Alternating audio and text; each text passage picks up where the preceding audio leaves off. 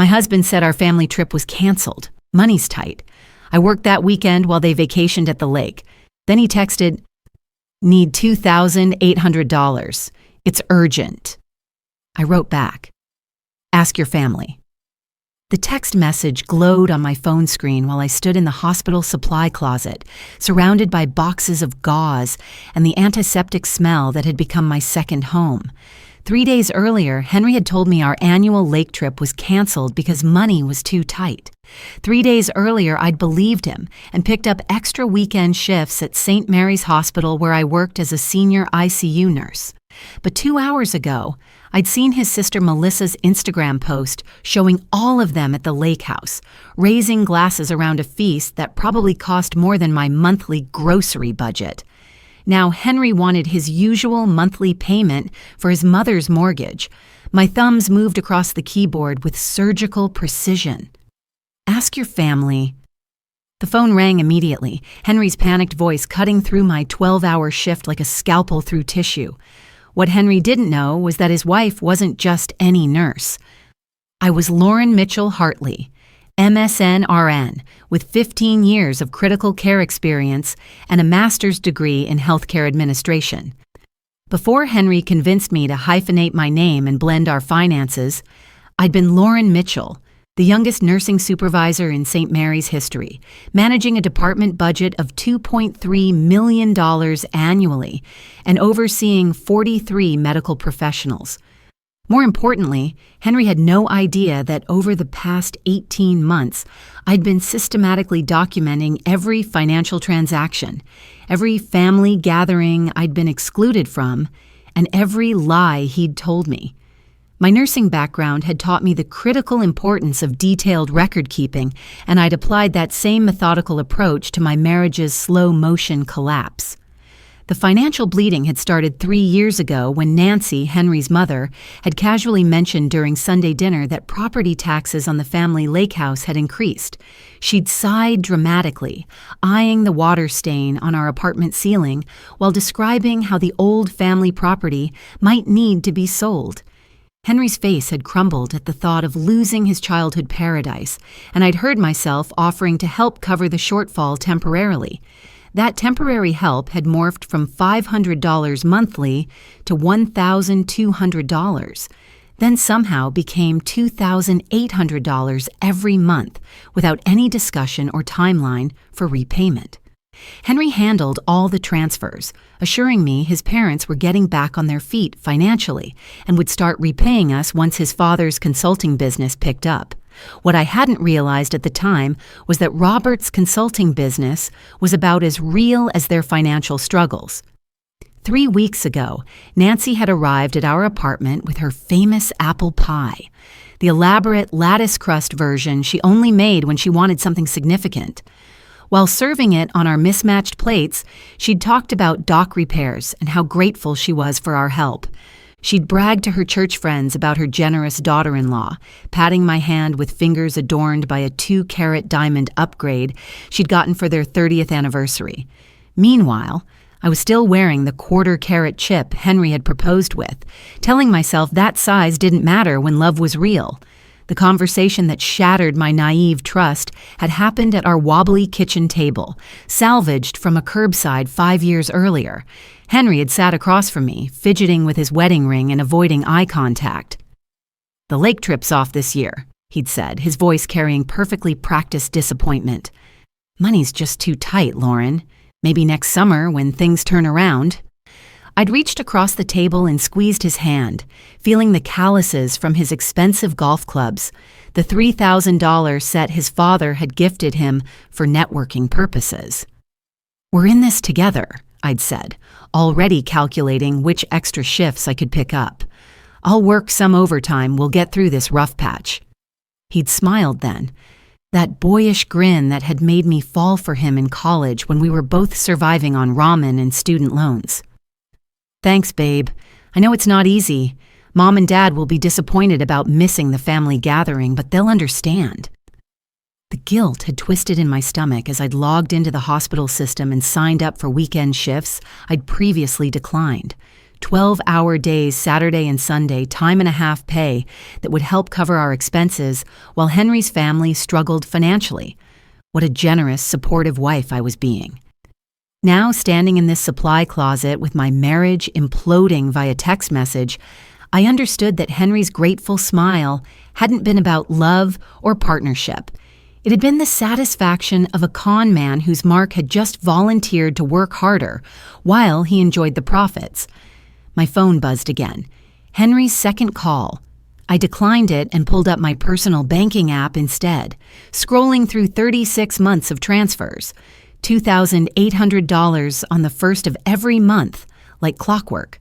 Some labeled family support, others property tax help, a few marked emergency assistance. The total made my chest tighten, $100,800 over 3 years. That money could have paid off my student loans entirely, could have bought us a reliable car instead of my 8-year-old Honda with its persistent check engine light, could have funded actual vacations for Henry and me, real trips where both spouses were invited. Instead, it had subsidized lake house parties I wasn't welcome to attend. Dr. Rodriguez found me in the supply closet 20 minutes later, concern creasing his forehead. "You okay, Mitchell? You've been in here a while." I'd worked with Dr. Rodriguez for 6 years, since before Henry convinced me to change my name. He'd known me when I was Lauren Mitchell, the sharp-minded nursing supervisor who'd implemented our department's award-winning patient care protocols. "Just processing some family drama," I said, grabbing the gauze boxes I'd originally come for. "Family drama has a way of clarifying priorities," he said, his tone suggesting he'd noticed more about my situation than I'd realized. Sometimes the people closest to us are the ones who understand us least. That evening, I sat at our kitchen table with my laptop, while Henry watched television in the living room, blissfully unaware that his wife was conducting a comprehensive financial audit.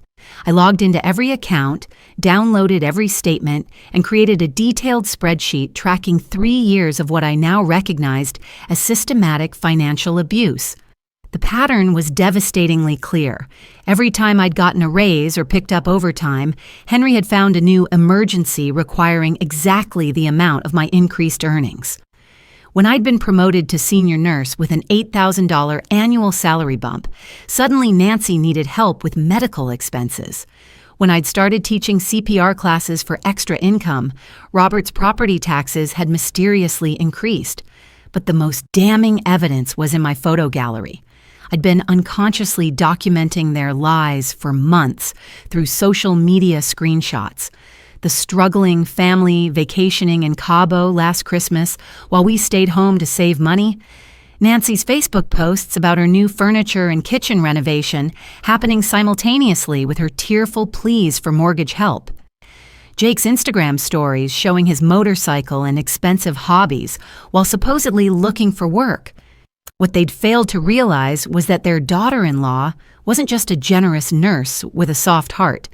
I was a healthcare administrator with forensic attention to detail, strategic planning experience, and access to professional networks they couldn't imagine. The next morning, I used my lunch break to make 3 phone calls that would change everything.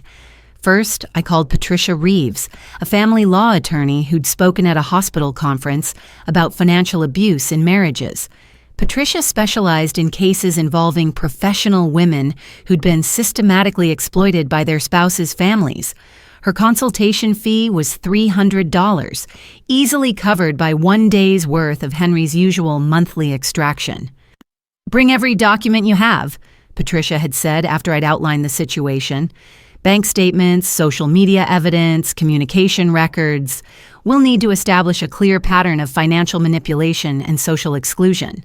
Second, I contacted David Foster, a forensic accountant recommended by our hospital's legal department. David had built his reputation helping medical professionals in divorce cases involving hidden assets and financial abuse. His initial review would cost $500, which I could now afford since I'd stopped funding the Hartley family entertainment budget. Third, I called Rebecca Torres, a private investigator who specialized in social media forensics. Rebecca's background in financial fraud investigation made her perfect for documenting the gap between the Hartleys' claimed poverty and their actual lifestyle. Her retainer was $1,200, exactly what I'd saved by missing just 1 month of their financial demands. By Thursday, I had comprehensive professional backup for what I'd always known instinctively. Patricia confirmed that Henry's behavior constituted financial abuse under state law, particularly the pattern of increasing demands coinciding with my income growth. David's preliminary analysis revealed that the Hartleys' financial distress was entirely fictional. Property records showed their house was nearly paid off, and Robert's consulting business was generating substantial unreported income. Most devastatingly, Rebecca's social media investigation had uncovered 2 years of evidence showing the family's actual financial status. The lake house dock hadn't needed repairs. They'd upgraded it to accommodate a new boat. Nancy's medical expenses were cosmetic procedures, not emergency treatments. Jake didn't need help finding work. He'd been running a successful auto detailing business while claiming unemployment. Friday afternoon, Henry's text arrived right on schedule. "Babe, need $2,800 today. Mom's mortgage payment is due, and they're behind on other bills too. Can you handle the transfer?" I screenshotted the message and forwarded it to Patricia, David, and Rebecca. Then I crafted my response with the same precision I used to calculate medication dosages. "Ask your family." Henry's panicked call came within minutes. "Lauren, what's that supposed to mean?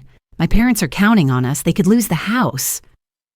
"They'll be fine," I said calmly, watching him pace through our living room window as I sat in my car outside our apartment building. "I've seen the property records, Henry. The mortgage has 6 months of payments remaining. Your parents aren't struggling financially any more than you were actually disappointed about missing the lake trip." The silence that followed was deafening. Finally, Henry's voice cracked. "How did you—" "Lauren, you don't understand the full situation." "I understand perfectly. You've taken a $100,800 from our joint account over 3 years to fund family activities I wasn't invited to attend. You've lied about financial emergencies to extract money from my nursing salary while your parents upgraded their lifestyle. You've treated me like an ATM while excluding me from the family I was paying to support." "It's not like that," Henry protested. But his voice carried no conviction. "It's exactly like that. Patricia Reeves, my attorney, has all the documentation. David Foster, my forensic accountant, has traced every transaction. Rebecca Torres, my investigator, has cataloged every social media post proving your family's actual financial status. You've been running a 3-year con game, and it's over." Henry's breathing grew ragged. "Lauren, please, we can work this out. Family is complicated, but we love you." "Family doesn't charge admission fees," I replied. "Love doesn't come with monthly payment plans. I'm done funding people who consider me good enough to bankroll their lifestyle, but not good enough to share their dinner table." That evening, I changed my direct deposit to route my entire salary into a new personal account at a different bank. I transferred my half of our joint savings, leaving Henry with exactly his contribution, $847. I canceled my authorization for all automatic transfers to his family members. By Monday morning, the Hartley family's carefully constructed financial facade began crumbling in spectacular fashion. Nancy called first, her voice dripping with artificial sweetness. "Lauren, sweetheart, there seems to be some confusion with the bank transfer. Could you check on that, dear?" "There's no confusion, Nancy. The transfers have stopped permanently. If you need financial help, ask the family members who actually get invited to your gatherings." "But Lauren, we consider you family. That silly lake trip was just a miscommunication." "A miscommunication that happened to coincide with me working overtime to fund your entertainment. I have social media evidence of your struggling family's boat upgrades and home renovations, Nancy. The performance is over." Melissa's reaction came through Instagram.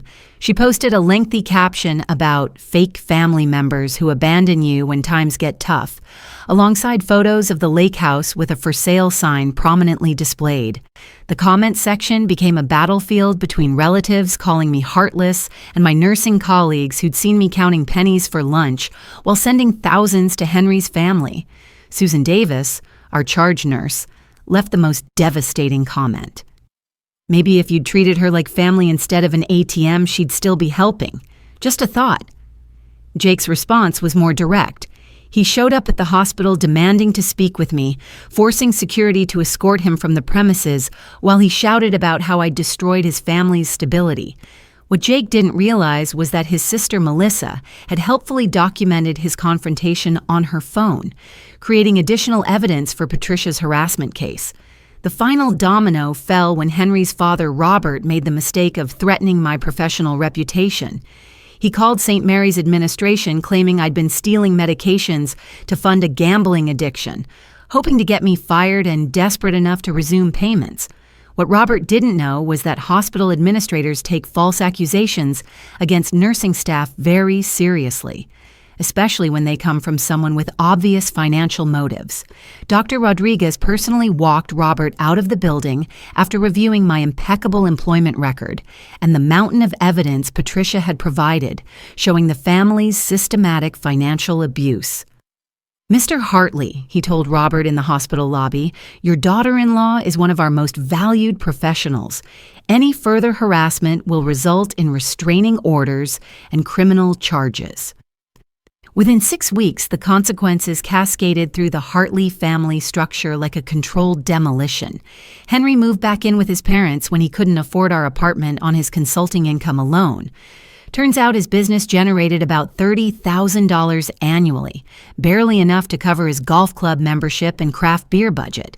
Nancy and Robert's lake house sold for $200,000 less than their asking price, when multiple neighbors confirmed to potential buyers that the family had a history of financial drama and harassment.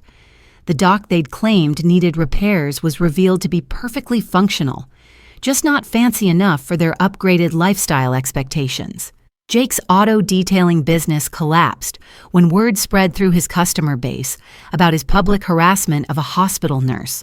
Small-town networking cuts both ways, and Jake learned that service businesses depend on reputation and referrals. Melissa's social media campaign backfired spectacularly when Rebecca provided evidence of the family's actual financial status to everyone on Melissa's friend list. Screenshots of Nancy's furniture purchases and vacation photos with detailed financial timelines made Melissa's poverty narrative look delusional. Most satisfyingly, Henry's attempt to date during our separation revealed that his reputation in our social circle had been permanently damaged. Mutual friends understood exactly why I'd left once they learned about the systematic financial abuse and social exclusion.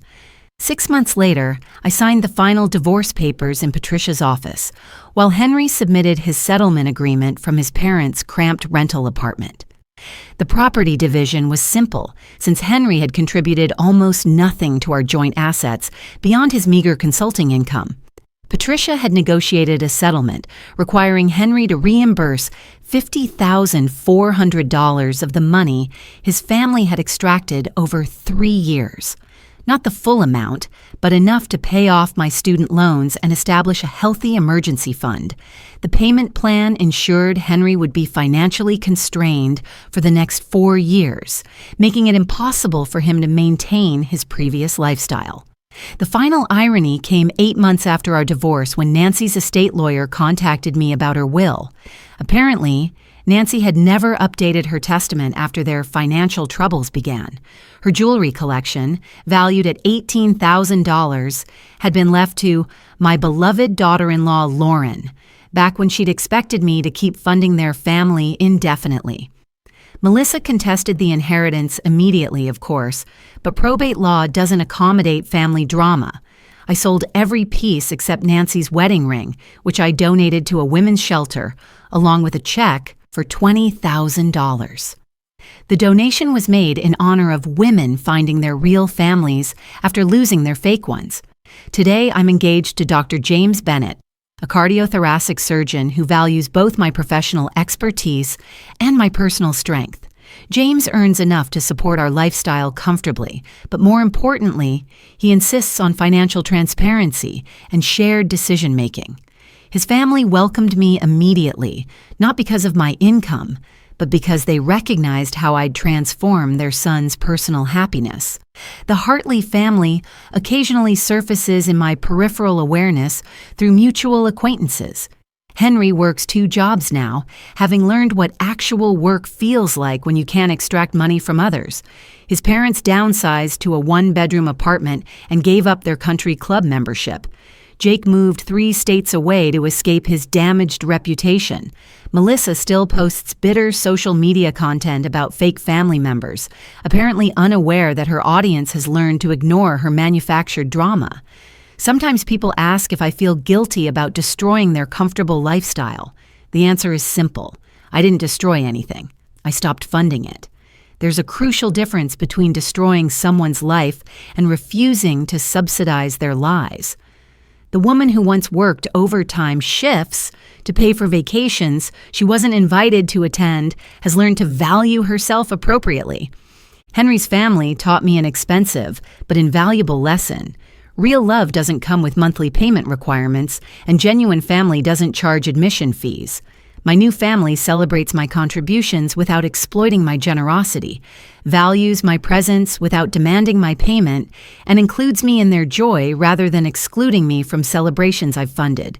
That's what actual family looks like, and it's worth every penny I stopped giving to people who never deserved it.